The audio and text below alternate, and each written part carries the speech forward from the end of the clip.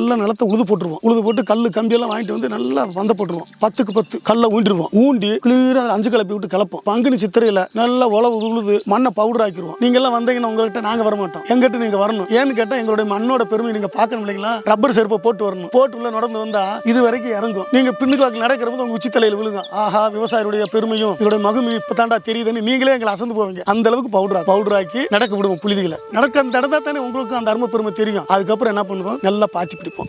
சொட்நூறு எங்களுக்கு கொடுக்குறாங்க, மானியத்தில் கொடுக்குறாங்க. அதை வாங்கி ஓசை போடுவோம். ஓசை போட்டு ஒரு நாற்று 30 ரூபா, 15 ரூபா, 20 ரூபா சேல்ஸுக்கு தக்கன கொடுப்பாங்க. நாங்கள் 6 அடிக்கு ஒரு நாற்று வச்சு விட்டுருவோம். வச்சு விட்ட உடனே ஒரு 15 நாள் கழிச்சு கடல் பாசி வரத்தை பூமிக்க 2 ஊற்றுவோம். ஊற்றும்போது கொஞ்சம் கொஞ்சமாக வந்துடும். அப்போ தெரியாமல் இருக்கிற போது மற்ற மருந்து வாங்கி அடித்தோம். பீரியடு இதெல்லாம் வாங்கி அடித்தோம். அதுக்கப்புறம் அந்த பையன் சொல்லிச்சு, ஐயா கொஞ்சம் மேலே ஏறின பிறகு நம்ம மருந்தை பார்த்து நீங்கள் அடிச்சுக்கங்கன்னு சொல்லிச்சு. அதே போல் மேலே ஏறின பிறகு கொஞ்சம் அடிச்சுக்கிட்டு இருந்தோம். 40 நாளுக்குள்ள இது கொஞ்சம் கொஞ்சமாக வளர்ந்து காய் வைக்க ஆரம்பிக்குது.